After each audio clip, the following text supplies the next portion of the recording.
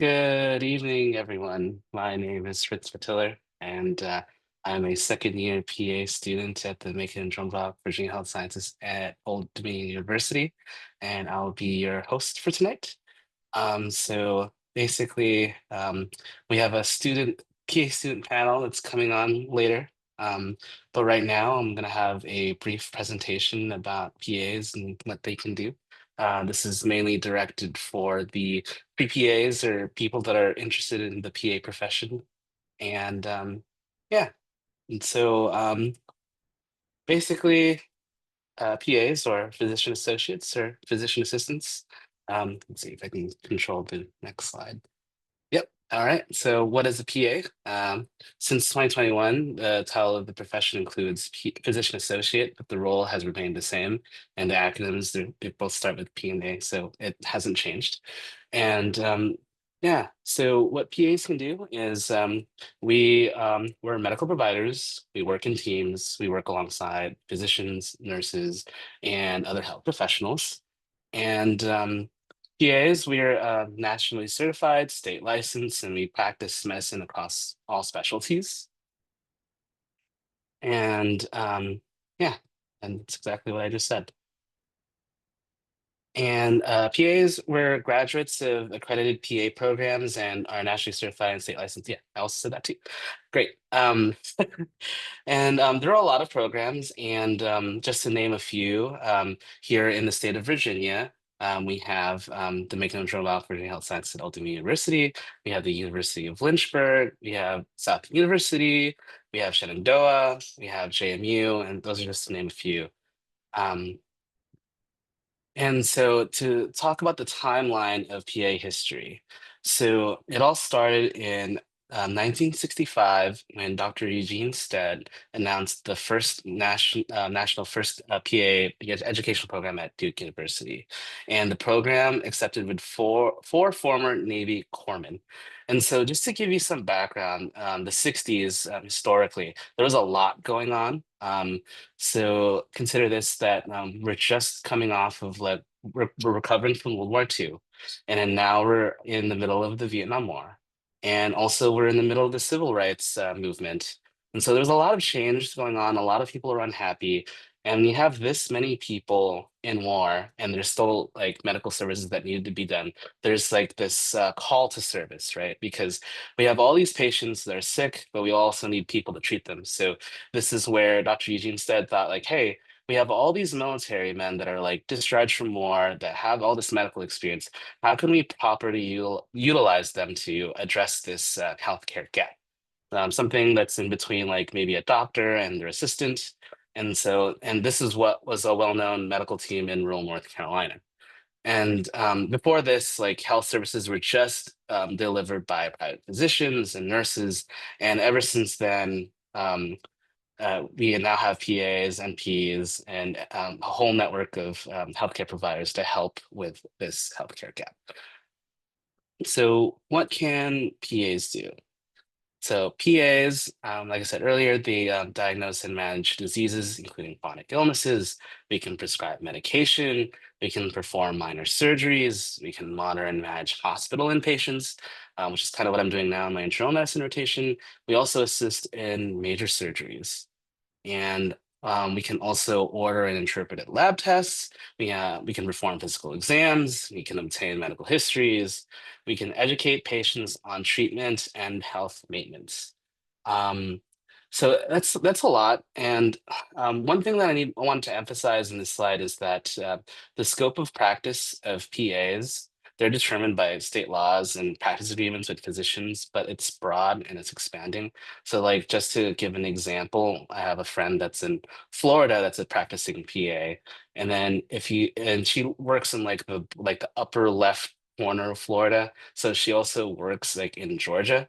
So even though they're like only miles away between Florida and Georgia, the things that she can do in Florida are different for what she can do in Georgia. And it's kind of crazy, right? Because like, as a scope practice, like we can do so many things, but it's really up to the state laws and your site agreement. I had just come back from a conference, the Leadership and Advocacy Summit in DC. And one of the things that we talked about was some bills. So, for example, we had one bill that was talking about being able to prescribe diabetic shoes. So, like, for example, we can diagnose and treat diabetes, but as soon as if a patient needs or like diabetic orthotic shoes, we PAs cannot prescribe it because based off of like the laws, we can't. So what we would have to do is we would refer the patient to a doctor or a DO, and they would have to prescribe shoes. And so that's already a delay of care because that's one more meeting that a patient has to get to, especially if you're a working patient or if you're in a rural environment that takes forever. Like just imagine, like for me, just to see my PCP, I had to wait like 3 months. So I'm not like imagine having to wait 3 months for or like diabetic shoes. That could be the difference between like having a foot that's okay versus having to amputate the foot, right? So some of these laws and some of these um, state laws have to be updated, and that's what we were advocating for on the Hill. That's my soapbox. Um, so next slide is so these are board certified PAs and like the age demographics. So the median age is actually about 38 years old, which means it's a relatively young profession. And I know the slide says 178,000, but I think NCCP it's like about a year behind. There's actually around 190,000 now. And yeah, and 77.2% of PAs are now indicate that they're Hispanic. So shout out to the PAs and Latino Health Caucus. You know who you are. And yeah, so we're trying to address like the diversity issue here because 80% of PAs are white, but a lot of our patients that we see are not, right? So diversity is important because as patients we can help them, especially when we look like our patients. Like it's like another barrier that's broken because we can help them with whatever's going, especially like language barriers. That's another thing. Like well, I mean, I know we have like translator apps in the hospital now, but like it's just it changes the whole situation of what information you can get from your patient and also helps with compliance with treatments too. Because, if you're aware of their culture and their habits, you can negotiate certain things that would make the patient more compliant and have better patient outcomes. And so, and it says the average number of hours worked by PAs. That's per week. We don't work 40 hours a day, just saying. And we see about 69 patients per week, which is a lot. And the average salary in the PAs in the US is 123,000, which is pretty good. And I think for new grads, it's about 105,000. So you're already making six figures straight out the bat. And yeah, and PAs do practice in every field of medicine. Um, so next slide. Yeah, I already mentioned all of this, which is good. And so it's this top specialties in which PAs practice. So there's the surgical subspecialties, which is at 18.7%, family medicine, general practice, which is at 16%, emergency medicine at 10%, and then you have your internal medicine and derm. Um, And then for surgery, in between those, there's like more specialized surgical subspecialties like ortho, cardiothoracic, and neurosurgery. So basically, it's the whole spectrum of what specialties that PAs can practice. There's even more than that. There's some PAs that are actually trying to run for office, which is interesting. There are some PAs that do telehealth, and they work in urgent care. So basically, any like specialty that you see that like doctors and NPs practice, you can see PAs working in just because we're trained on a generalist model. So we can basically do anything. And then once we start working, we can learn on the job, or there are even fellowships that will help you with that.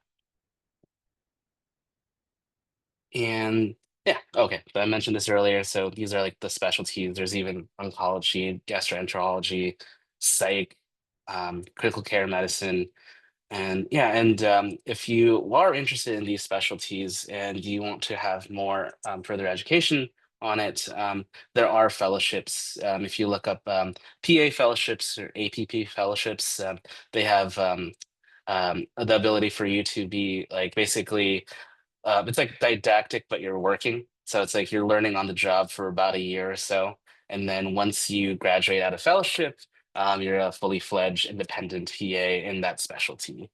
Um, Other things you could do is if you have like a really eager MD or DO that's willing to train you on the job, that's like another option or possibility for you. And yeah, and these are the top five PA practice settings. Um, PAs mostly practice in hospitals. They also practice in office-based private practice, urgent care, community health centers, and rural health clinics. And I wanted to focus on the latter, the community health centers and rural health clinics. There is a scholarship called the National Health Sciences Corps, and they will help you pay back your tuition from PA school because PA school can be expensive. And that's if you work in these community health centers, rural health clinics, or areas with high need for about 2 years. And so that's a great way for you to practice in an area that really needs it, and also a way for you to pay back those loans because they could be pretty expensive. And then top five states where PAs practice, New York, California, Florida, Pennsylvania, and Texas. Common thing is that there's just a lot of people there. And so with a lot of people, you have a lot of people that could become PAs. And then there's also a lot of patients. So it makes sense that these are the top five states where PAs practice. And so if you are following the news, so PAs are actually listed as one of the top jobs. So for best healthcare jobs, we got beat up by the NPs, but we work with them, love them, and we're number two for PAs. So yeah, it's up there, and we're number three in the 100 best jobs. I don't know what the number one job is, but I just know that we're up there, and most PAs that I talk to are happy with their work-life balance and their compensation and their salary and what they can do. So it's another reason why I chose this profession or to go into this profession. So how do you become a PA, right? So a lot of y'all on the watching this at home, you're in that research PA programs stage. So basically, you just need a bachelor's degree. It can be in anything. Like I was an accountant, but I just took the prerequisites later for me to apply to PA school, and these are program specific. So, like for example, my program required a year of psych. So I took like general psych, normal psych, and like another psych class. I forgot which one. Like it was like life development psych, and yeah. But most of the classes that are covered are usually like something with biology, something with chemistry, microbiome, anatomy, physiology. I think those are like the generic ones. Some programs don't require you to do organic chemistry, which is good because I was not good at organic chemistry. So I only chose to apply to schools that didn't have that as a requirement. Um, yeah, and so just making that list and researching PA programs, whether they're local to you or if they focus on certain things that are your strengths. Like for example, I really love volunteering, and so the program that I applied to and got into they really love people who do service. And even in PA school, we have like a requirement for us to volunteer, which is only about 40 hours. It sounds like a lot, but it's not. I mean, like I'm already at 200, so yeah, I love volunteering, so it's not a big deal for me. But like that's one of the things that you want to look for in researching schools. Another thing that our school does is we have standardized patients.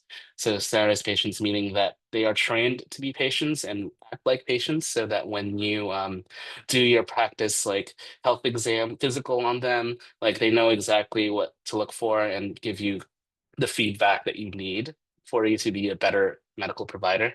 And I know that we send those standardized patients to other programs and they also see the same as standardized patients we do. Um, yeah, and then so Once you have your bachelor's degree, you just need to do those courses that you need to be able to apply to PA programs. And also, just one big thing before you apply to a PA program, make sure you meet the minimum requirements because you don't want to just throw away money. I mean, I know I did accidentally because I didn't meet the requirements for like one of the GPAs. Like it had to be like above 3 for your biology, chemistry, GPA or BCP GPA, as they say.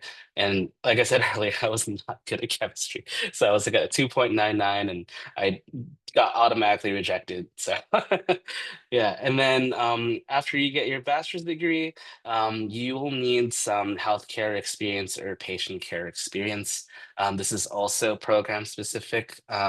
Some programs will allow you to get in with a minimum of 500 hours. Some programs require you to have 2,000 hours. Um, so it all depends on what your strengths are. For me, I was an EMT and phlebotomist, and I worked full time for about 2 to 3 years in the middle of COVID. So I had about 6,000 hours. So I picked schools that valued that. So a lot of schools that I applied to were saying like, oh, a 2,000 hour minimum. So that made me have a better chance because some people that are just fresh out of undergrad don't have 2,000 hours, right? So I just wanted to better my chances. Other things you can do in terms of healthcare experience and patient care experience is you could be I've seen people be behavior techs, some people are scribes, medical assistants. It also depends on the program. Some schools are like, oh, we don't recognize scribe as patient care experience. So be careful with that too. Just do your own research, and then if you really need to, you can always reach out to the programs directly to see if your patient care experience qualifies. So yeah. And you can work while you're in college. I didn't. I like school was hard enough for me by myself, so I waited until I was an accountant for about 5 years, and then I did the whole EMT phlebotomy thing. So yeah. And then, yeah, and then once you have everything like your patient care experience, your classes, your prerequisites, in order for you to apply to PA school, you need your transcripts, which was kind of difficult for me because I went to like 7 different schools, but and then letters of recommendation.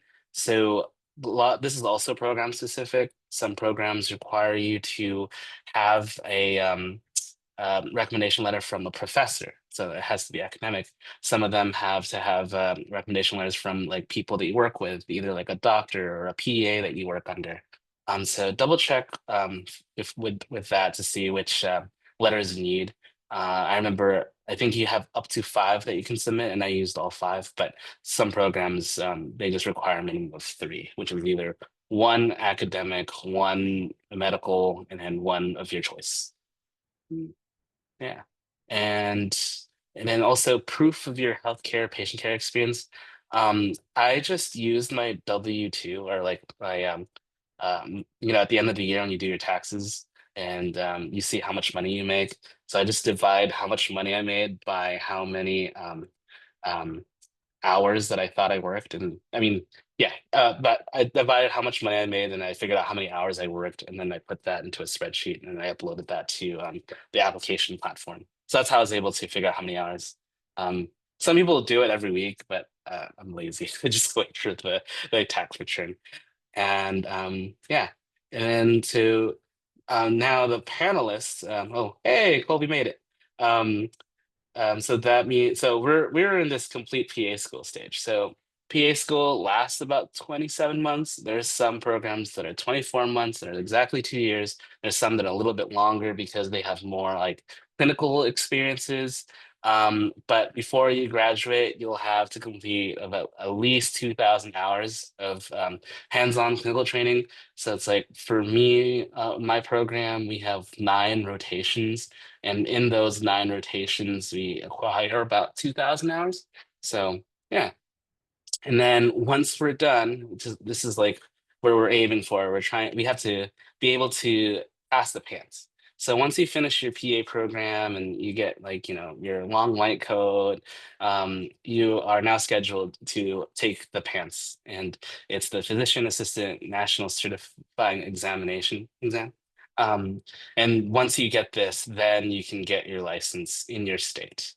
One thing I want to shout out is there's something called the licensure compact, and it's pretty cool. Basically, if like in the state of Virginia, because it's part of the compact, if you get your national certification, all these other states that are a part of the compact will also recognize it. So I know there's like I think 18 states that are a part of it, but I don't remember all of them. I know like Washington and a couple of other states in the middle of America are part of it. So you can go ahead and check that on your own time. But basically, if you have a license in Virginia, you can also practice in all these other states. Um, yeah.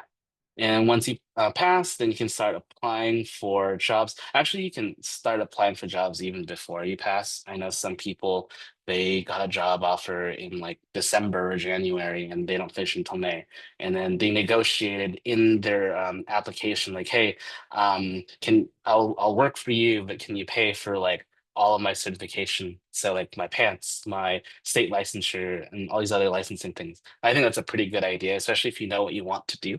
That's a good way to do it because other than that, like when you're done with PA school, the student loans are done. So it's like everything from then on is like your own personal savings. So it would be a good tip for you to like look into that too. So yeah, so why should you become a PA? So um like in the 60s when they first got the profession, there was a need. And now 60 years later, there's still a need. It's even probably even more now because a lot of people, like a lot of the boomers, they're aging and they're gonna need healthcare services, right? And doctors, there's just not enough of them. It's like they're in training, but it's just like, it takes so long for them just to get to that point where we need them. So that's where the APPs come in, the PAs and the NPs, right? So that there's a need. And because of how PAs are trained, we're trained as generalists. We can change specialties throughout. Like I know some people that like they have a derm job and then they moonlight as an urgent care PA like on the weekends, like something cool like that. Um, NPs, with the way that they're trained in like specific populations. So like you'll have like acute care NPs, family medicine NPs, and psych NPs. So like say if you want to do like psych, but then you also want to do like acute care, you either have to go to choose one and then go back to school for the other. As PAs, we don't have to do that, like because of our training, we're so general that we can just jump into a specialty and just like learn on the job, which is one advantage. And then the outlook, employment in PAs is projected to grow 28% from 2023 to 2033. And that's faster than the average for all occupations. So basically, once you become a PA, you're gonna have to start paying those student loans, but at least you're guaranteed a job.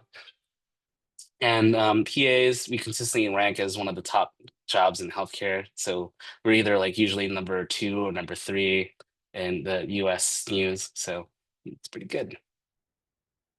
And then, yeah, 178,708 board certified PAs have answered the call. It's probably closer to 190 now. And yeah, consider becoming a PA. I know the students here, we're doing that. We're in the middle of that. So, but yeah, we are needed now more than ever, especially with everything that's going on, and we can do so much. And to learn more about the profession, oh, oops. There you go. We have some websites for you to check. We have pasdothat.net, the NCCPA, the AAPA, and the PA History Society. Just pretty cool. There's like a lot of figures that are covered in the PA History Society. Some of them I've met, some of them I haven't, but yeah, they're pretty cool. Yeah, I think that's my presentation. It ended up being 25 minutes instead of the full hour.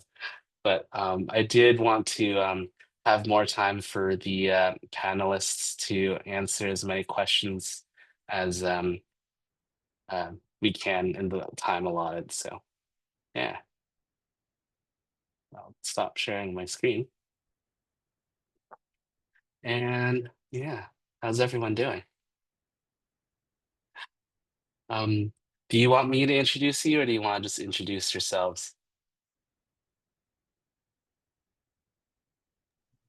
We Okay. can go ahead. At least I can introduce myself. Yeah, sure. Yeah, I mean, yeah, I guess we since I ended the my lecture portion early, we can just go segue into the student panel. Let me just take a few minutes and just gonna reach out to Mira and see if she's coming. Oh, nope, she's joining at 7. Okay. Anyways, sorry. Okay. Steph, you want to go get started and introduce yourself? Yeah, of course. Hi, everyone. Very nice to meet everyone. My name is Stephanie Cardenas. I'm in my first year of PA school at Macon and John Brock at Old Dominion University. I was born and raised in Alexandria, Virginia, so I've been in Virginia my entire life. Um, Hi everyone. My name is Ashley. I go to South University in Richmond. I'm a second year, so I'm in my clinical year right now, and I'm from North Carolina. Hi, everybody. My name, ooh, maybe froze. Sorry, 1 second. You look good on our end. Oh, okay, good. Sorry, my screen froze then. Um, Hi, everybody. My name's Colby. I am a second year PA student at the University of Lynchburg in Lynchburg, Virginia. I was born and raised in West Valley City, Utah, and I picked up and moved across the country and met my beautiful wife, who is also a PA. She just graduated and passed her boards here not too long ago, as she starts work on October 1st. So within the next week, she'll be seeing patients, and it's great. It's ecstatic. I'm excited for it. And I just wanted to share, like, I know Cole was a little late, but he was busy saving lives. Was called to an emergency C-section, and when you have that, you don't just have one patient, you have two. So Yeah, he's literally saving lives. yeah, it was wild. Baby's good though. Baby made it. Mom made it. Got her situated and admitted for overnight. So I'll go check on her again tomorrow morning. I'll be there around 5 a.m., 6 a.m. to go check on her again. So everybody's good. I'm glad. And then we do have one more panelist. Her name's Mira. She's at Shenandoah University in Leesburg, and she also currently serves as the advocacy chair for PAs in Asian Health, which is one of the caucuses I'm also a part of. And she's passionate about lifestyle medicine, advocacy, and increasing Asian representation in the PA profession. She was also a student delegate for the House of Delegates for APA last year. Um, yeah, so she'll join us when she can. Um, and so we start off with our introductions, and I wanted to know what each person's path to PA school was like. If anyone want to go first. If not, I can go. Sure, I'll let you go first. I was gonna go. Oh, okay. So like I mentioned that I was an accountant. So not a traditional pathway to PA school for sure. I basically was an accountant for about 5 years, and then when the pandemic hit, I felt that there was a need for me to like do more. Like I didn't want to be behind a computer screen for, you know, most of my day. I wanted to be out there doing some good instead of like counting someone's money. So I quit my job. I got my EMT license, Vami license, and I'm also Filipino. And so it's a huge like Filipino culture thing to like want to do nursing. And so my mom was like, you should consider nursing. And so I did. And so that's actually how I got started on my PA track, was because I was taking prerequisites. And the prerequisites for nursing and PA school are the same, or if not like very similar. And so when I was taking that, and because of COVID, there was a hiring freeze and they weren't hiring EMTs and phlebotomists. So I volunteered, and one of the places I volunteered at was this PA school, which is the Charles Drew University. They had a COVID-19 test site, so I was there in the whole month of May, and like it's really hot, and I was like in my full PPE, swabbing people, and the person that was managing the site was a PA student, and so that's how I first learned about the profession, and I was like, oh, I already have my bachelor's. I don't have to get another bachelor's in nursing. I'll just go for it, right? But because I'm also a career changer, I am on the older side of applicants. So I also applied to nursing school because I was just like, whatever it is, I'm gonna apply, and whatever it takes me, I'm gonna go. And so I was actually in nursing school. I was about almost halfway through my nursing program when I got the interview to make a job at Virginia Health Science at Oldham University. And so when I applied, I interviewed, and I got in. It would have been faster for me to get to where I wanted to be, which is like either an NP or PA. But I just went straight to PA school. So I dropped out of nursing school, and here I am in Virginia. Um, yeah.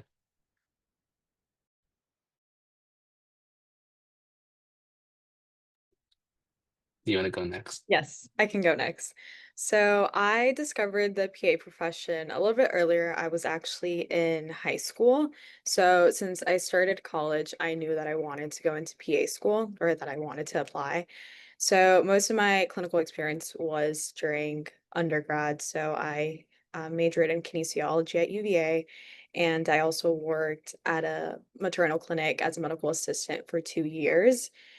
And I then graduated, worked as a medical assistant in rheumatology and endocrinology for 6 months, and then I started PA school. So now I'm here. A little bit short of a story, but it's I'll go next. I was an athletic training major in college. Um, and so I knew about PAs. I had shadowed the PA that worked with the teams that I worked with, as well as shadowing the physician. And um, I originally wanted to do athletic training. I wanted to work for the NFL. And then I decided maybe I want to do physical therapy too and be a I wanted to still work with professional sports and be a physical therapist. And it was my senior year, it was November, and I had this like epiphany while I was like sitting on the sidelines at a 5 a.m. practice with the volleyball team. And I was like, I don't think I want to continue with this. And my preceptor there was like, "What do you think you want to do?" And she was like, "Just say what comes to mind for you immediately." And I was like, "PA." Um, and so that was the goal, but I knew I was going to take a little bit of time. I was probably going to take about 3 years after graduating in 2019 before I applied. I was an athletic trainer for a couple years, and then I was an EMT for a few years. Um, and then I applied to PA school. I actually applied twice, and did a post back in between. So that was my long 5-ish year route to PA school.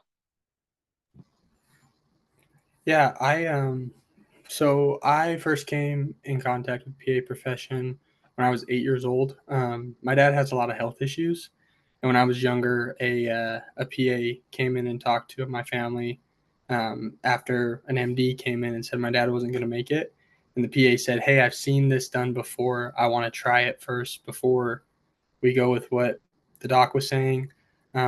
And it worked, and my dad walked out of the hospital fine. And that really was a big thing for me that I wanted to be in medicine, but specifically PA, because I remember that PA turning and saying, "Hey, I need more people in healthcare. I need more men in the PA profession, and you owe me now because I saved your dad. So go do this for me." And it was a really cool experience for me. And so I always knew I wanted to do medicine in PA. I was a CNA for all of undergrad. I was a biochem major in undergrad because we didn't have nursing. I wish we would have had nursing because I would have gone the nursing route. Um, but I was a biochem major to get into PA school. I met my wife in undergrad who had a very similar story, who also wanted to do PA. So we both finished undergrad right at the same time. We moved to Lynchburg, and she started school a year ahead of me. I took another gap year just to get more hours to make sure that I looked a little bit better on like all my CASPA, and it was great. It really like helped me stand out on the interview day. I already knew the area, I knew people in the area, so it just looked better for me when I got to Lynchburg and was able to talk to people about things around Lynchburg. And I applied, and I don't recommend doing what I did. I applied to one school and one school only, and I put all my eggs in the basket of Lynchburg and hope for the best. I don't recommend that because it was very stressful waiting for a response just from the one school. But that was my track for it. Kind of interesting, but yeah, I put everything into the one.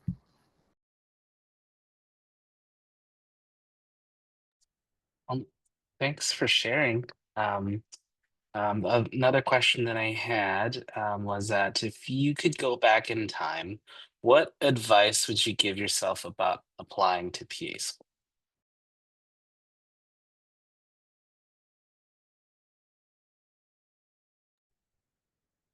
I can go first. So for me, I started off with making a list. So for me, I'm from LA in California. So I started with just all the schools in California. And then I cross-referenced with like my strengths, like my like versus like with my patient care experience and with my GPA, and then not having to take the GRE, like which schools could I apply to with the my experience and my classes that I took in my GPA. And I started there. And then I started branching out and seeing if there's any other programs out of state that would take me. And what was really cool about the program that I got into was they had this unique GPA recalculation, which is basically they'll take your highest grade from each like so say like you took anatomy in undergrad and you got a B minus, and then say that you took it in the post bac and you got an A. They'll only consider the A or the higher grade. And so because of that, I think I was able to get into a PA program. Um, because like there was like a huge upward trend for me because I didn't do that well in undergrad, but after that I was more driven and had more time to focus. And my post-bac GPA was 3.9. And so unfortunately though, like I just realized I was helping my mentee that my program doesn't do that anymore starting 2025, 2026. So yeah, but I would consider starting off by just making a list of schools that cater to your strengths and some just like dream schools. Like if you wanted to like, pick the one school that you wanted to go to because it's like down the street or you know everybody that goes there, like that kind of sort of thing, and start from there.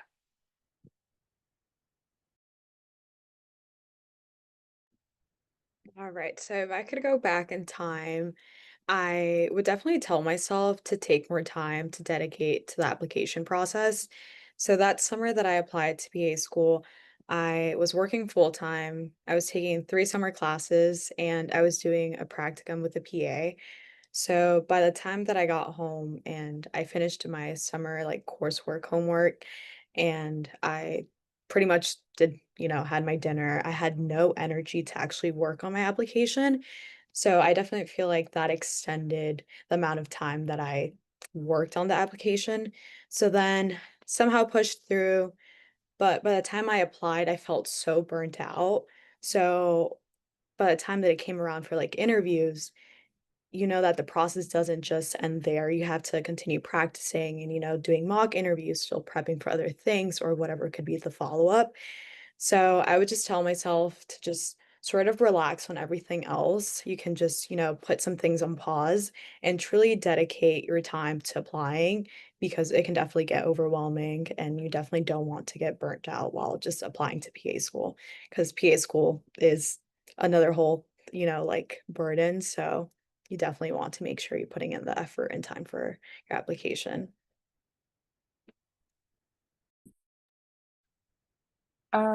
If I could like give myself advice before it's maybe to give myself more grace, especially during the first application process. Um, it's a tough process when you go through it, depending on the amount of schools you apply to. I think at one point I counted it up and I had written at least 40 essays for the second round that I applied because I applied to more schools than I did the first round. Um, but it's a tough process. Know that not a lot of applicants get in first try. Um, uh, Out of my friend group, I think uh, most of us were like a two try per. We had about 2 or 3 tries to get in to school. Um, and so if you do apply the first time, you don't get in, you see what you can improve. Sometimes I did email a few programs and I asked, what is there that do you think I could improve on? Um, be prepared to have some programs say, we can't tell you that. There's a lot of applicants and we have a lot of people telling us stuff, but there are some who will say, this is what we wanted, this is what you might not have hit, and use that opportunity in whatever year you take. Because I took a year off. So I applied 2 application cycles later. Um, and I took that time to improve myself. I worked more. I got a different job. I did a post-bac program, which the post-bac program I think really helped. And I think, and I thought, and I realized that if I had gotten in the first time, I don't think I would be ready for the rigors of PA school like I am for the second time around. So, yeah.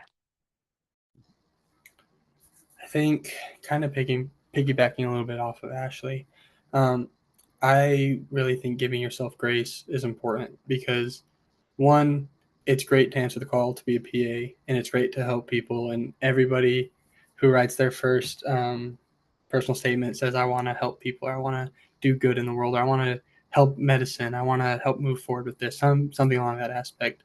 But you can only do so much without taking care of yourself. So giving yourself grace was huge. Making sure you take that time to better yourself and get yourself prepared because it's a long 27 months and it's hard. So piggybacking off of that, I agree with Ashley. I'd also say one thing that I didn't do that I recommend for other people and that I wish I would have done for myself was looked at places that have schools that I could also see myself living in and seeing places that I'd be okay being at. Because I mean, yeah, you want to get into school, but also you're going to get so many connections with people through school. You're going to rotate in so many different hospital systems and bounce around different clinics and so many things and build so much connections that you may get really great opportunities. But if you don't want to live in the middle of nowhere, or if you're not a city person and you're in the middle of a city, and that's just not good for your mental health, I'd say it's very important to like look at opportunities in schools and areas that you could see yourself being in. And I wish I would have done a little more research into that. Nothing against Lynchburg. Lynchburg's great for me and my wife. It's a good area. We like it, but we really just kind of threw all our eggs in the one basket. And I wish I personally would have looked more in different areas as well as places I could see me and my wife raising a family in.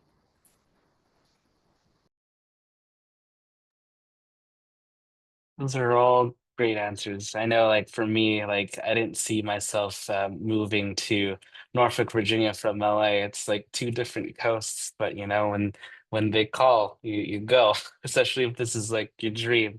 So, and yeah, I it's a culture shock for sure, but I've definitely really enjoyed everyone that I've met here. And what Cole has said is right. Like basically all the rotations that I've had so far have been in like the state of Virginia. So a lot of networking is, basically it's going to be easier for me to get a job if I work here. But like one thing, for example, is that like in Northern Virginia, one of my rotations is at Kaiser Permanente in Arlington, and then we also have a Kaiser Permanente back home in California. So it's like just because like you're like doing PA school in one state doesn't mean that it's a barrier for you going back to where you want to go, or if you just wanted to stay here. Like there are like really great fellowships in the state of Virginia. One that I was looking into is like the CHKD Pediatric Urgent Care Fellowship. It's only 6 months, so it's like if it's something that you are looking for to get experience, so that when you ever do go back home or wherever you wanted to go, that's something you can consider. There's a lot of opportunity here. Don't close yourself off and like be like bummed that you're like in a different city or a different state just because you didn't get into where if you wanted to stay at home. So with PA school, just like basically take everything as it is and do the best you can with what you have and go from there. So my next question was actually someone that asked, it's a Nada asked, is it hard to have a life outside of PA school?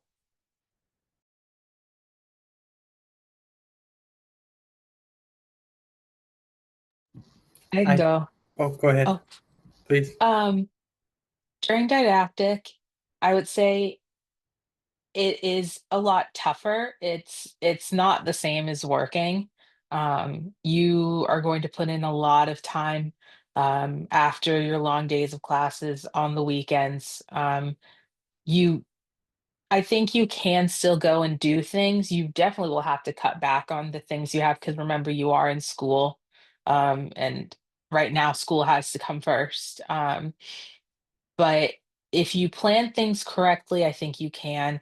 It's also important to have hobbies outside of school because you don't want to just completely give up on everything because that's how you burn out and that's how you burn out fast. And it's really hard to claw your way back from burnout. But also real, and then also recognizing when you're just like, I just can't do it today, and taking a day off and just being like, I'm going to go do something else. Uh, a lot of times me personally, I found out if I like was studying and I happened to have accidentally fallen asleep while studying, I'd wake up and go, well, I guess you needed the rest. And you move on. If you're not completely on your study schedule, that's fine. You roll with it, you move with it, but you can have a life. It just, at least in didactic, it's just not as much. Clinical, different ball game. You can do a whole lot more because it's definitely more like working. You're working essentially your 40 hours a week, and then you go home and you study for your EORs. But at least for my program, and I would assume for most programs, 5 to 6 weeks of a rotation, you have that time to study for one test at the end of it. As long as you study correctly, you can still be able to do things that you want to do while also studying and doing well on this EOR. So I think it's possible to have a life. You just have to pick and choose the things that really matter to you. I'd agree. I had one of my mentors, like my first or second day in PA school, came up and said there has to be three things that you're not willing to give up on, um, and then time management for the rest of it. And so, kind of to Ashley's point, having those hobbies, having three things that are important that you're saying, okay, I will not bend here so that I'm still a person, so that I'm still a human. Um, but after these three things, it is 100% school, time management for studying, staying on top of tests because didactics is crazy. Um, and then even in clinicals, for that whole time that you're on the clinical, your schedule is your preceptor's schedule. So it's a lot of, I don't really know what I'm going to be doing, but in my free time, I know these three things are good. And so I'll be okay because I have these three things that I hold dear to myself. And that was really beneficial for me. That was really helpful for me going through it. But I think it's really like time management, figuring out like, okay, it takes me this long to do this. After like 2 or 3 weeks in PA school, you'll start to get thrown into like a groove and you'll understand, okay, for I don't know, my anatomy class, it's I'm having a little bit of a harder time with this, so I have to spend more time for this, or I really understand patho, so I don't have to worry so much about patho, so I can do a little less time in patho and I have more time for myself or whatever else. It's really just filling out where you're at and then time management off of it.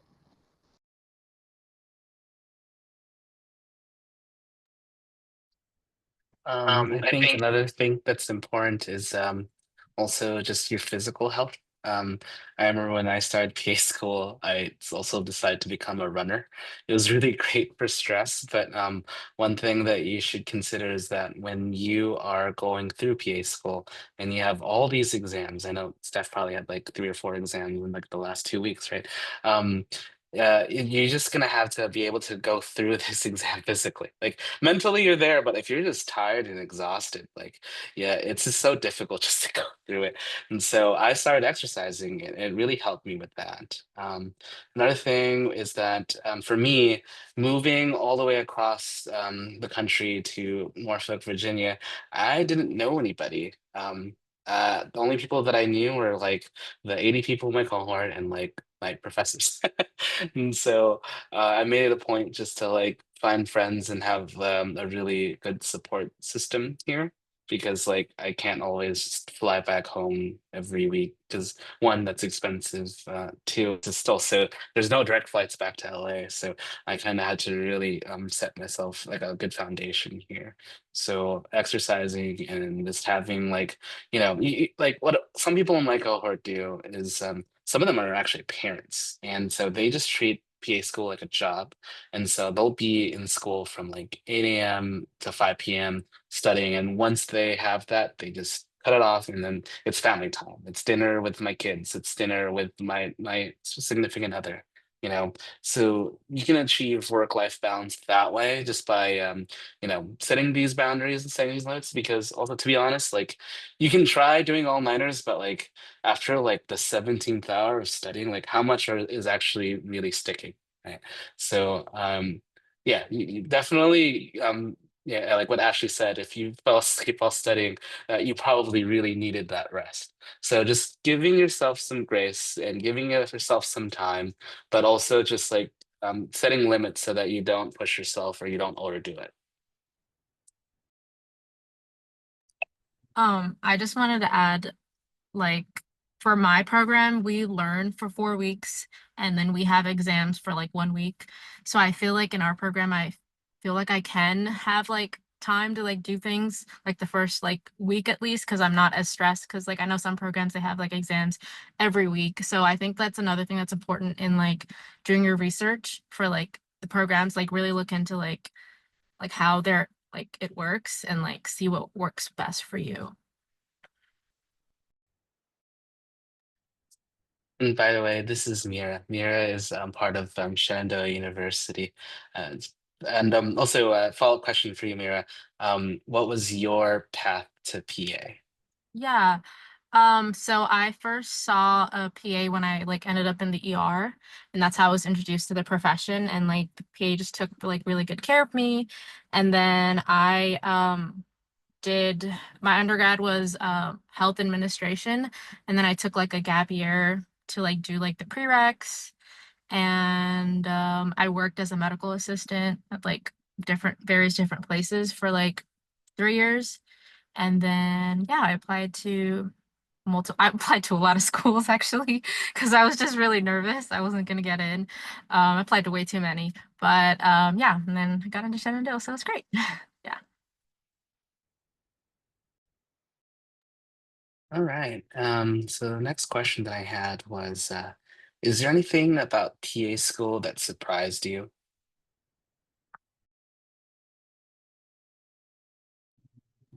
So, when people tell you that PA school will feel like it's drinking from a fire hose, they're not lying. It's very true, but sort of add to the previous question, you do learn how to manage your time one way or another. You'll find yourself that you need to prioritize like what you're interested in, so you'll make the time for it, and you'll also end up like planning for things months ahead. But something that does surprise me is that how much you can learn in such a short amount of time is very unbelievable. I'm always like, oh, I'm not going to remember that by finals week, or I won't know it next semester. But you start seeing little things and you're like, wait, I can actually put the pieces together. And then this is what's like very rewarding about PA school is that you start to put the pieces together and then eventually like once you get on clinical rotations, which I'm assuming you guys that are doing rotations, you're like, wow, so things work this way and then that's how like the clinical reasoning. So it's just amazing how much you can learn and how much you can prepare in didactic year. I think it's not like a huge thing that's like, oh my God, you're so surprised by this, but it's the way that your study techniques change per class.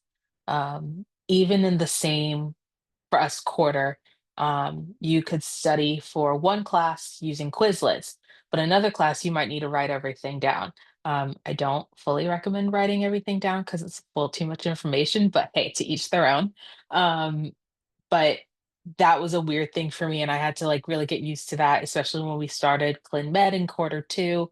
Um, the way I studied for that was way different than how I study for, like, our physical diagnosis class. I could go through Quizlets and read the PowerPoint for that one and be fine, but for Clin Med, had to I'm a person who over highlights everything, so I personally I lay down on my couch and I have these charts that I've made and that I found, and I will go through and I have it set up in like what the patho is, clinical, said like signs, symptoms, diagnosis, treatment, maybe some complications, and I'll go through for each pathology for each thing and I'll highlight everything on it. I made the medications a different color and I have a specific color I use for like key information. But um, anyway, long story short, y- the way things change per class, and um, don't be afraid to change things up too. It's okay if you have if you have like a different uh, way to do things in either classes. Like it'll don't try to fight it. Just go with the flow and work with it. Um, and then I guess the other thing is just realizing how strong you are. Um, because like Stephanie said, it is like drinking water out of fire hydrant or fire hose. It's tough uh that first quarter getting used to it. And so maybe by end of quarter one, quarter two, you're like, man, I made it through that. I can do it. Like it's tough, but I am too. So yeah. I think kind of piggybacking off of both of them, it's just one, it's crazy how much information they throw at you. But two, it's crazy how much you're able to pick up on it when you're fully immersed in it. Like it completely changes your life. I didn't grow up in a family that had anybody that did anything in healthcare. I grew up working on a farm. I grew up doing not medical things besides taking my dad to the doctor. Um, and how fast my life changed when I was, I mean, 8 to 5 every day in a classroom, just learning different diagnoses in different states and different pathways. And I don't know, just the way my life has changed since then, like my interests, my topics that I talk about with people, just conversations in general with people, like the way it's changed so fast. Um, really surprised me because PA school is like baptism by fire, where you're really just thrown into the grit of it and you're hoping for the best to get through. And everything that you stress about forgetting, you realize you learned at one point, and you realize there's so much more that you have learned that you remember besides just the stuff you forget. And it's just crazy to kind of take all in. So I just piggyback off what those two said. Like it's very surprising how much you retain and how much you'll keep when everything in medicine's thrown at you at once.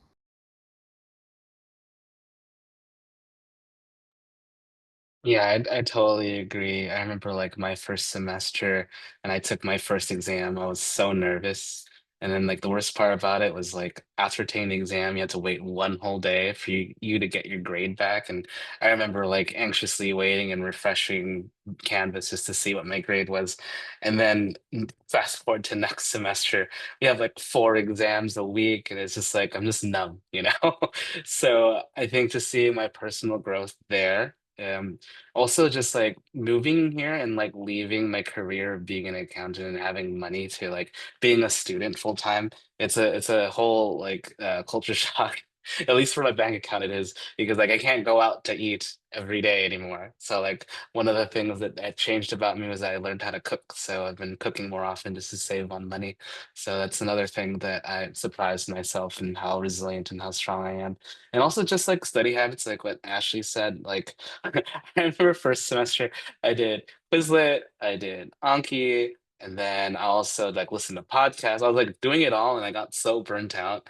And then I found out the best way for me to study was just looking at the lectures and rewatching the lectures and PowerPoint slides. Like I don't do master notes anymore. I don't like it takes too much time, at least for me. So yeah. But yeah, just seeing myself grow and also just like being away from like my support system, away from my family, it made me realize and appreciate like how much I miss them. So when I did come home for like Christmas and Thanksgiving last year, like it was just so emotional, you know? Yeah. So and I think that's probably when the next time we'll be able to come home, which is probably around like Thanksgiving, Christmas this year. So just seeing like my friends and family like grow old and also like all their milestones, like people getting married, having kids. It's like, oh man, I missed out on that. Like, why is everything happening in the 27 months that I'm in PA school? But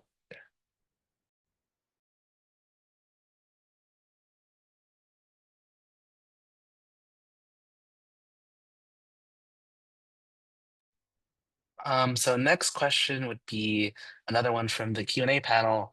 How would you recommend overcoming thoughts of feeling like you're behind on this path? Um, I would start with answering this question because, like, for me, like, I had a whole career in finance before doing this, and honestly, it's just if you find it early, like, great, congratulations that you found that calling. But most people have like 2 to 3 careers before they actually find what they want to do. And I think I found the right thing because I don't feel like a fish out of water anymore. I feel like I'm really enjoying what I'm doing. And also just like when you're like studying, it brings a new meaning because like, oh, like I'm reading about this weird zebra of a disease, but then like the next day you're in the hospital and bam, you see a patient that has like the presentation for this disease, and you're like, oh, maybe it could be this. And like you never know, whatever you're learning could actually be applicable to any patient that you may see. So like the background for this is that I had a patient today and she was hypertensive, like 200 over 110, which is hot. And I remember one of the zebras that we learned in PA school was a pheochromocytoma. And I talked to the doc. I was like, why don't we work her up for this? And he was just like, oh. And then it turned out that this patient had it. And it's crazy because it's rare, it's really rare. But like to be able to think of that on the spot and see a patient that had that, like it's so rewarding. But yeah, overcoming thoughts of feeling your mind. Like you're on your own timeline. Like honestly, like it's whatever you're comfortable with. There are some people that are like Gen Z, like that are in my cohort, and there are people that are like having a whole family and did a whole career change. And I don't fault that against them. I think definitely being an older applicant really helped me because I'm more solid, more grounded. Like um, younger me would be mad that I got a 70 out of 100 on my exam, right? But now I'm just like, well, at least I didn't fail. It's a different perspective when you're older, I think. And also, if you've been just like battle tested or challenged in life, you're just more resilient. So like, yeah, that's how I feel. And there's strengths and weaknesses to each thing. Like oh, I could have been a PA 10 years ago, right? But like I'm happy with the path that I chose, and I don't really have any regrets. And if I were to do it again, I'd probably do it the same way. Just because I was able to have a life and enjoy what life is, and then also just but I think the difficult part is moving from having a life and having a job to going back to school and not having those things. Because like I was like, oh man, I can't stay and like, I can't do trips, I can't do all these things because it's just so expensive and I don't have a job to pay for these things. So yeah, I would just say that everyone has their own timeline. Don't compare yourself to others because everyone's journey is different.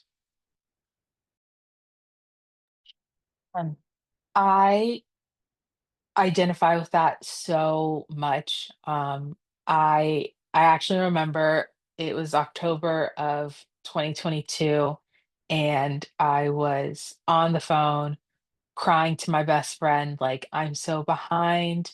Everybody's getting into schools, they have jobs, they're moving forward in their relationships, they're buying these things, and I'm stuck here. I still live with my parents. I'm in my mid 20s, mid to late 20s. I don't know what I'm gonna do. Um, and I am like, where am I supposed to go from here? And my friend told me, she said, comparison is the thief of joy. Everybody else is on their own path. You are doing what you need to do at the time that works for you. Um, and I really like took that to heart. It took a couple months for me to be like, okay, yeah, no, definitely. Actually, it might have been October of 2021 because then I applied and I got my post back in 2022. Um, and I've been in school for years at this point, and I was like, where am I going? I'm kind of just stuck. I'm kind of just stagnant. All you need is that one thing to set you on a career path. Like 3 years ago, I would not have imagined that I'd be in clinicals towards the end of clinicals, 6 months left. And um just it you're never behind. You can start at any point in time. You're never too old for this. We have somebody in the class below me who's in their 50s. Um, you you are moving on a timeline that works for you. Don't look at everybody else's because they have different goals. You're trying to get If you're trying to get here, sometimes it might take a little longer. Um, but also remember all the experiences that you're having that will help you to grow as a clinician. Like I had two other careers um, still in healthcare, but I think those really helped me learn how to interact with patients a lot more because and patients and parents and people of all different. I've worked with middle schoolers and teenagers. I've worked with the elderly population, and I think the experiences you have in this whole period of waiting are going to be nothing but beneficial to you, even if it's something weird and something random. Like I worked in retail too. Working in retail also helped me. Customer service. We are in a customer service job. It all experiences you have before you get into school and while you're in school um, will help you in the long run. So it you might feel stuck behind, but you are exactly where you need to be.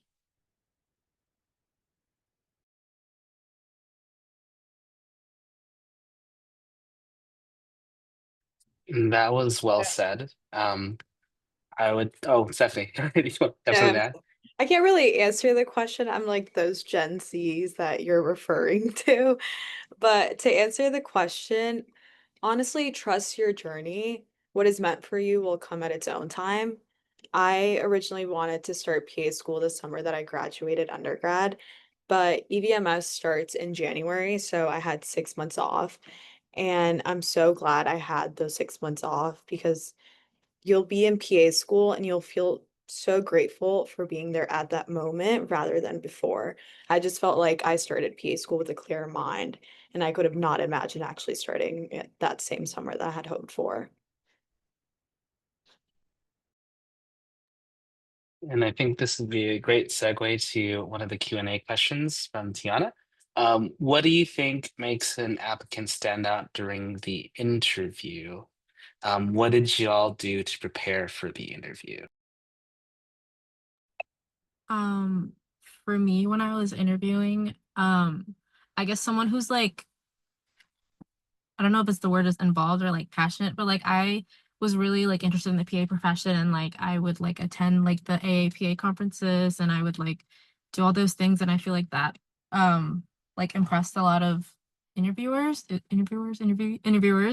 And also oh my god, I lost my train of thought. Come back to me. Sorry. I Uh, oh, go ahead. oh sorry. I think I feel bad answering this question because I only had the one interview because I only applied to the one school. And my school was a little different. We did group interviews, and the way we did our group interviews, it wasn't a hey Colby, why do you want to be a PA? It was okay, you have a patient, and this is your care team.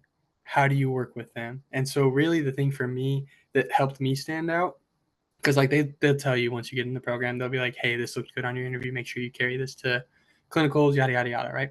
The thing that they told me that I did well in my interview was I acknowledged people's ideas and I didn't just kind of push it off to the side. Showing that you can work with people is huge. So if you get a random interview like I did, or you have a group one, or you have any opportunity where they're interviewing a big group of people, it's important to make sure that you're speaking because they don't want someone who's completely silent.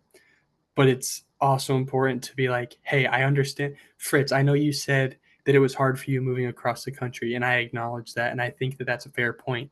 And then you give your point and being able to like have that like camaraderie where you can build that relationship and bring in these other things really impressed at least my program, and seeing how one I worked through things, but two how I worked with people, because they're very big in it. My program has I want to say three people on the VAPA presidency right now, and they are very involved and very big in advocacy, and they attribute a lot of that and how you work with people. So that was what my program was huge on, was seeing how we worked with people, and that helped me stand out. And then the other thing, just make sure you wear something nice. Make sure you dress up. If they say like Sunday best or business casual, you should still wear Sunday best. You should still try to dress to impress for it because anything's going to help. Um, During the interview, what was the question? It was like, how did you prepare? I did like that. I don't know if you've heard of Savannah Perry, like the PA. I got my friend's sister was in PA school and she gave me that book, which actually has been like passed, and I'm going to pass it to my friend who's also applying to PA school. But I used that, and I also like looked up the school. I wanted to know the professors. I wanted to know their faces and their names before I got there. Um, and that was just a me thing. Because they obviously all introduced themselves. So if I didn't do that, I was fine. But I still wanted to like go and could that like name blindness thing someone tells you and it's just like wow, wow, wow, you don't hear anything. Especially in an interview and you're nervous. Another thing, be yourself. You're gonna be really nervous, uh, but something I've really kind of like looked at is my school. The students can help with interviews. We kind of take groups around, but then there's also a student panel, actually, kind of like this. Um, and I like the students who were themselves because then we had a break and we'd go back down to like the main classroom and we could talk to everybody. I really enjoy the people who talked about like random stuff and didn't just ask me like school questions. Like at one point we were talking about Love Island during our breaks. Um, and then I was told from my interview and from students, actually one of the students who was in my interview was is now like my we have like a big little like mentorship thing. She's my big, and she was like, I remember you from the interview. You weren't with me at any points of time, but you were just so like fun to talk to, or like you said something. I think I heard somebody talk about their cat, one of the students, and I went, oh my God, the cat distribution system chose you. Um, and like I just wanted to be like authentically myself while also still being like professional, uh, showing how I'd be a good like asset. We also, like Colby said, we too had the group interviews and we had to debate like an ethical issue of a patient. So being showing that you're a leader, but you can also listen was another big thing that I think they really like to see in applicants too. But again, be yourself. Um, yeah, don't. I know it's a hard time and it's nervous. And you're gonna be nervous, but like be professional, but still be you, because that's what we want to see. That's what I think they want to see. They don't want to see that you're like a little like PA school robot. Like they want you to be a well-rounded person too.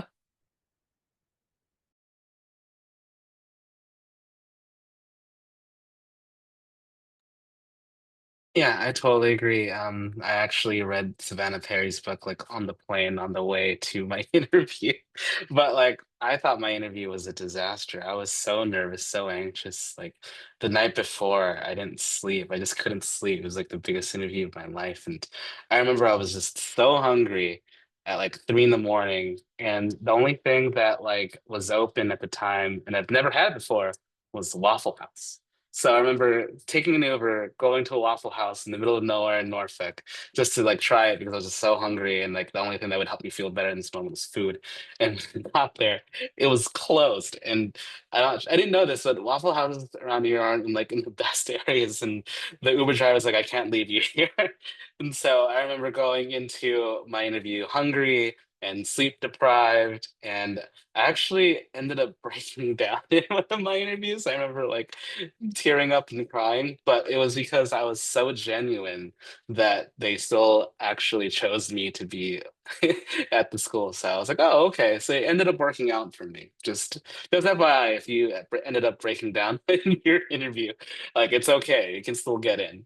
Um, Other than that, also practice like your spiel because you're gonna get asked like tell like the question, tell me about yourself. Like come up with like a 3 to 5 minute elevator speech about who you are, what you like to do. Also like why PA? Like why do you want to be a PA? You know, these are things that are like going to be asked on your personal statement, but they're also going to ask you. And another question will probably be like, why are you choosing this program? One thing that I did was Savannah Perry actually had like a podcast, and she had one of our professors come on the show. And I remember his like, interview with Savannah Perry. And I was able to use that during my interview when they asked me, why do you want to come to this school? So yeah.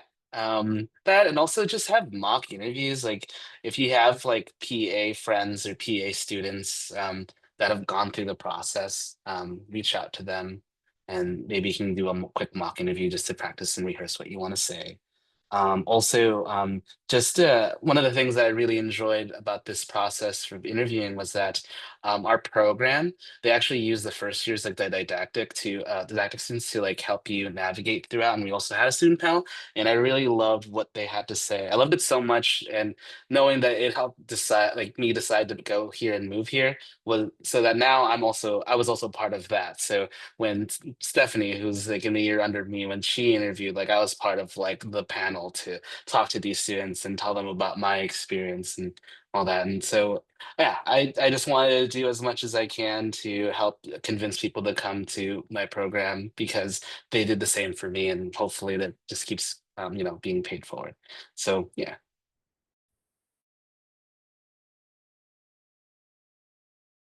I did have something I wanted to add real quick about like the spiel, like tell me about yourself. I tried to sell things that were not on my application.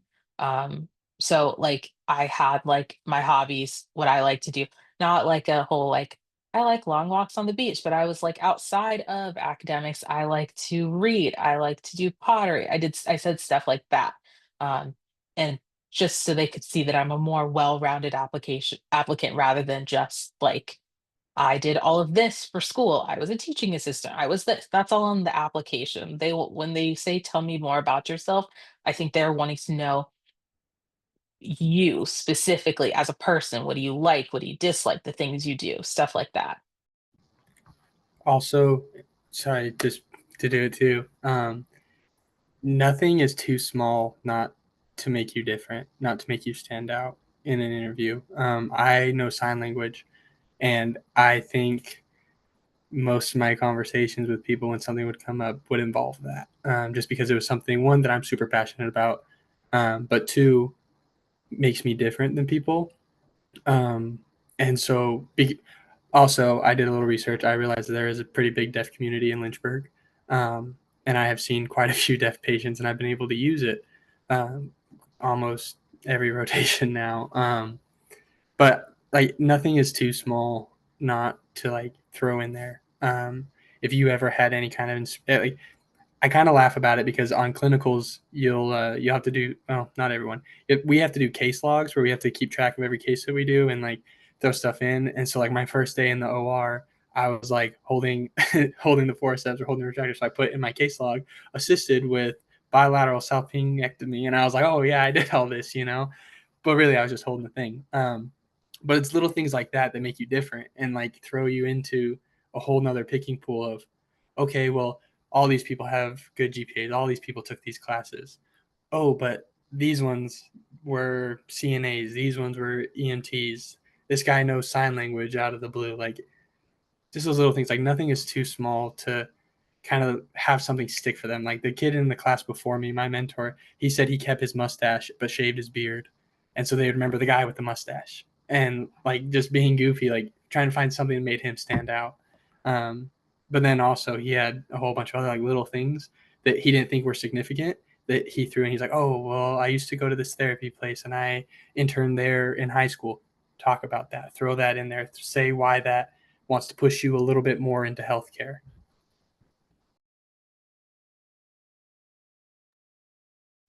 I really loved everyone's answers. The next question is more of a fun one. What has been your favorite part of PA school so far, and what can pre-PAs look forward to in PA school?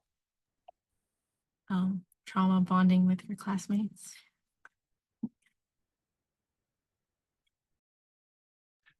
Yeah, definitely. I think that's what really brought us all close together. I think too, just like, I don't know, clinical year is huge for me, being able to do stuff, but like being that guy that walks into the hospital to go save a life today or something, like it was just crazy, like to be able to step into that and be like, dang, this is me doing this today. Like I remember walking to the operating room at like 4 o'clock today and talking to this patient saying, hey, this is what's going on, this is why we're doing this emergency C-section right now, and then like turning around from there and seeing like a whole nursing team looking at me and saying, all right, what do you want to do? and then turning to my preceptor, he says, "Yeah, what do you want to do?" Like, I think that was like the coolest experience that I've had so far, and like it only gets better. Like things like that only get better, and you have more opportunities than that. Um, Not just in clinicals, didactic has a lot great, but like just because that one happened today, like every day is something different. Every day is something new, something fun that just, I don't know, just makes it stand out. It's just amazing. Like it's, I don't know, it's just amazing.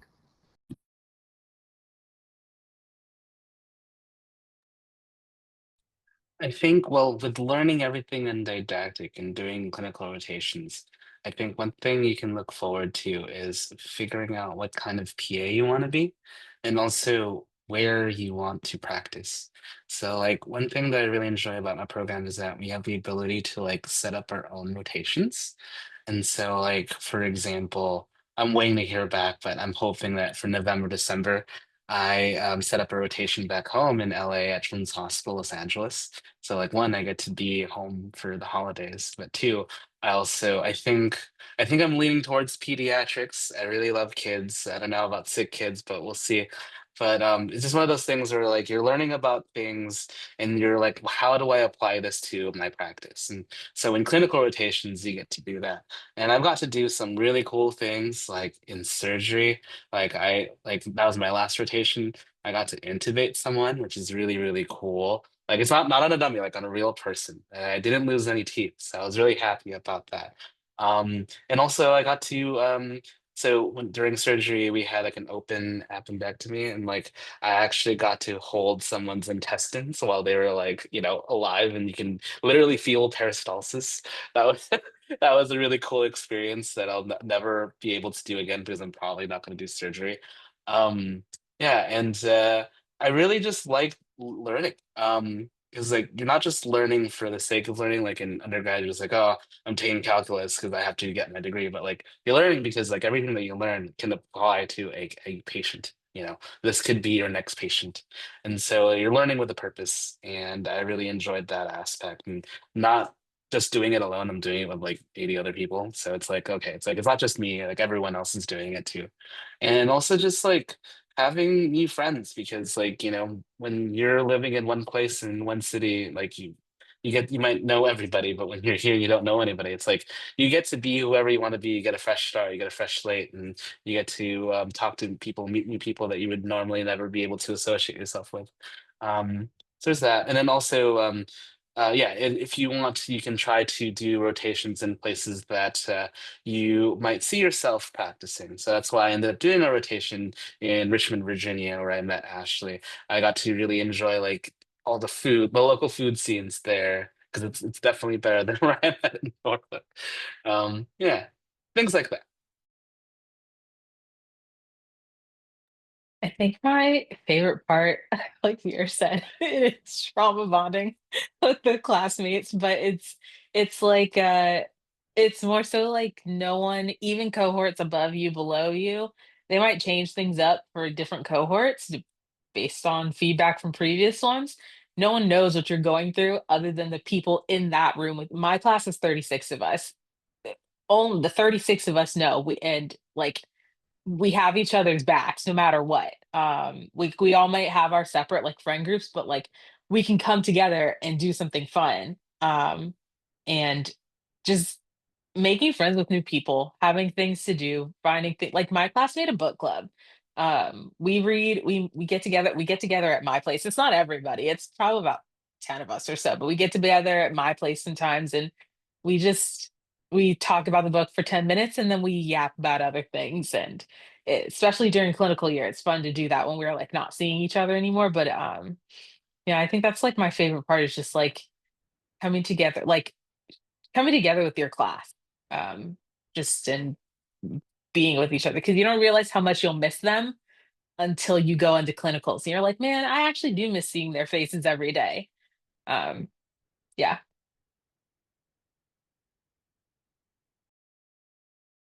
Since I'm in my didactic, so third semester, it's a lot of just classroom and just sitting down watching lectures. So I look forward to the hands-on parts. So we have medical and diagnostics class. So we do ultrasound in that class. I found it like so much fun last semester. We were just like there scanning each other. And by the end, you end up learning so much. You're like, wow, that ultrasound looks crazy the first time I saw it. But then now I can actually like point out structures and, actually have an idea of what I'm doing. Then first semester, we did anatomy and we have a cadaver lab. So we actually get to dissect donors. And that was a very like helpful experience because you actually get to see like, the human body and learn from it and all the variations.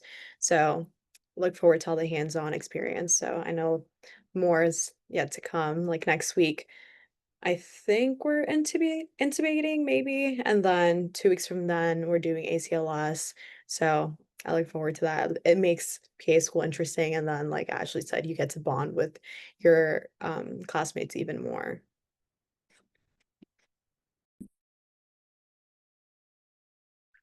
Yeah, definitely. I remember like before my surgery rotation, the only other experience I had with anatomy was the cadaver lab with the donors. So like it's like a unique view. Like for example, I remember seeing my gallbladder, like we had a gallbladder removal that we had to do, and they pimped me basically. Like the doctor asked me like, "Oh, what are we looking at? What are we seeing?"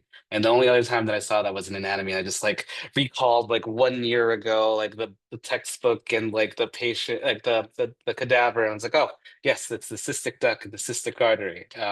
So yeah, everything that you learn in PA school, especially in didactic, it all rolls together. Like that's one good thing that my program does. Like for our MIDI class, we learn how to do like EKGs, for example. In medicine, we're learning about like cardiovascular diseases, and then in pharma, we're learning about the medications that help with that. So everything like goes together, and you're like learning everything all at once. And then when you're out there in clinicals, you can all put it together and apply it and treat your patient.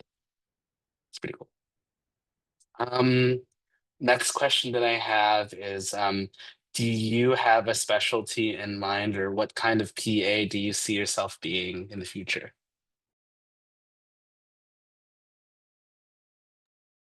Um, so I okay, I'll start with how I came in. I came into school wanting to do derm because I really like skincare.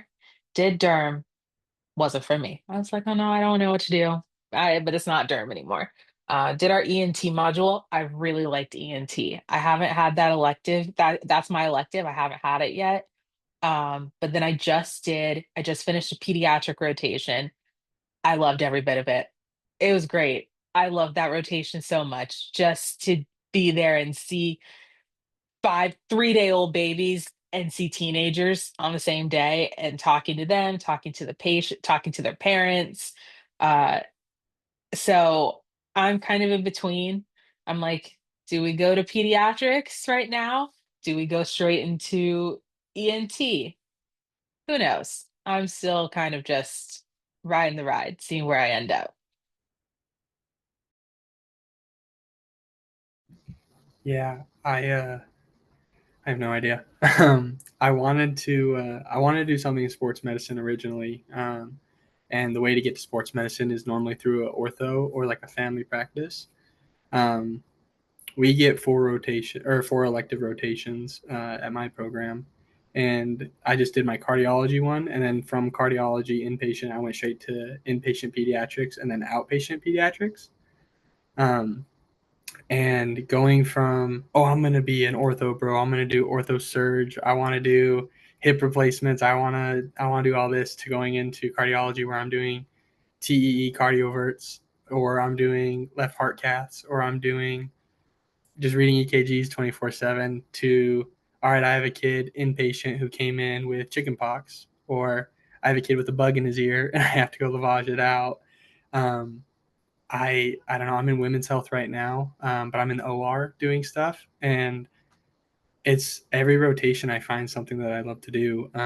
Right now, I would say I want to be a PA that does procedures. I like doing procedures. I don't know if I want the hours of a surgeon or in surgery, but I definitely want to be a part of the OR. I would definitely want to be a part of procedures in some way, whether that's in OB, whether that's in inpatient pediatrics, whether that's cardiology. It's as long as I can do procedures, that's where I want to end up, which luckily a lot of PAs can do, and I can jump around to all of them if I really wanted to.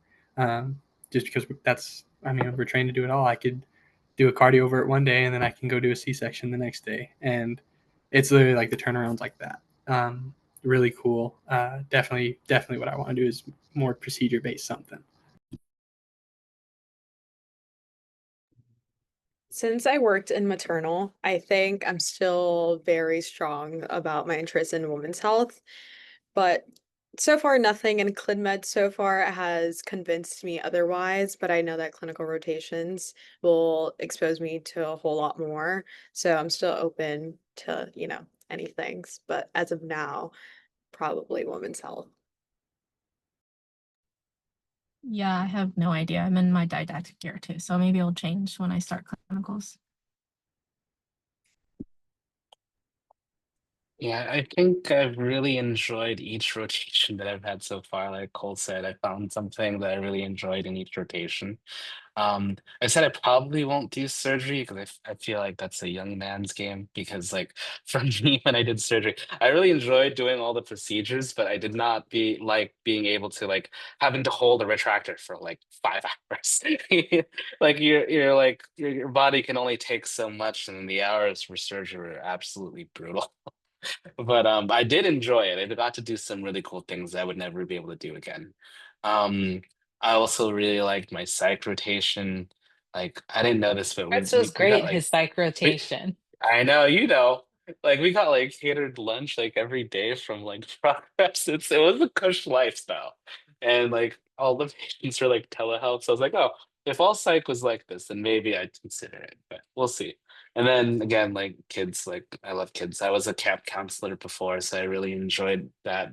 And also like I feel like it takes a special person to be able to like build rapport with kids because kids are usually like pretty shy and they have stranger danger. So if you can build that rapport in like an urgent care and they're sick, like like that's a like maybe you're meant for that. So like I'm leaning towards that for now, but we'll see. Yeah, but I did come from an emergency medicine background, so I'm surprised I haven't had my emergency medicine rotation yet, but I was really worried near the end of it because I just saw the burnout around me, especially like after like, COVID and all that.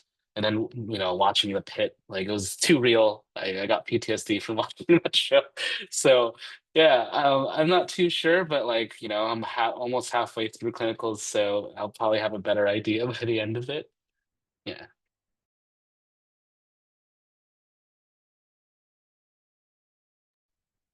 And then the last question that I had was that do you have any like pearls that you want to do, any last words that you want to give to like the students that are here, anything that we haven't talked about or discussed?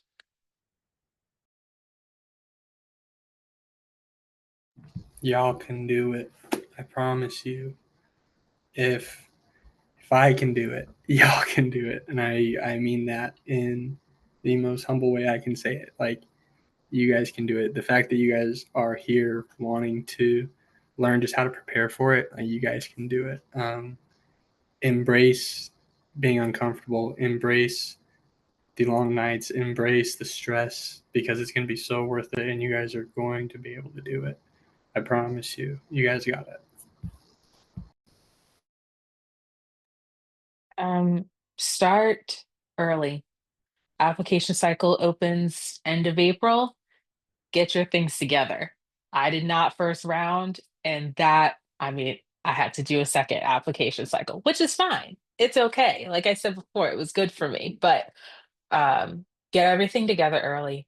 Get all your stuff together. Um, Start writing your personal statement. You know that you're going to have to write a personal statement. Get it together. Get your letters of recommendation together. They have a way that they send it out, but make sure you know who you're going to contact. Contact them ahead of time, and then contact them again as you're doing it. Um, and then have fun when you get in that time before you get in. Have fun. If you want to study before, I mean, more power to you, but you're going to be studying so much in school. Take the time that you have before you start to go on trips, to go to just have fun. Read if you want to do that. If that was my thing, I really want to do that before I got in. Um, have fun with your friends, do all this stuff. Take the time that you want. And I took like think I had like 8-ish weeks between getting in and starting school. Um, I probably should have started at that 8-week mark and didn't do any, not done anything, didn't work or anything like that, but that's not what I did. Um, and then I think that's all I have. Those are my pearls right now. I feel like I just lost them all, but I don't know. Enjoy your time before you start school. I definitely agree with Ashley. Enjoy that freedom before you start school because you won't get it back until after PA school. And if anything, as a PA, who knows? But be confident and definitely trust yourself. The effort that you're putting into gaining clinical experience and putting an application together is prepping you for this journey. Like I know it's possible to like feel imposter syndrome, but by the time you get into PA school, it's because you earned your spot and you belong there. I second what everyone has said, and yeah, I still feel imposter syndrome, and I'm like deep in clinicals right now. But yeah, definitely start early. Like you can open up like a CASPA application right now and start putting in information. And the cool thing is that when the application portal opens next year, you can roll over all of that, so you don't have to wait until like April next year to start. You can start now. That's what I did. I just put in all my information because it takes forever, especially if you like went to like 7 different schools, had like 8 different jobs, and like have all these like classes to put in and all these experiences, all this leadership and volunteer stuff. Like the earlier you do it, the more prepared you will be when April starts. And also I had like like my professor and my doctor and my PA submit their recommendation letter just so they're more familiar with it, because I remember one of my docs, he is like on the older side and he had difficulty like having to navigate the process of uploading the letter. So like having him do it in the cycle before, even though you're not ready to submit, just so they could be more familiar with the whole process. Because honestly, like sometimes that letter of rec is like the last thing that you need before you can hit submit. And you don't want to be waiting for that. Like you want to be in full control of your application. Yeah, and also I wish I spent more time with my loved ones before. Like I was in nursing school and like silly me, like finished those classes. I should have just dropped right then and there and spent more time with my friends. But and I miss them dearly right now, but I can't wait to see them and like go back.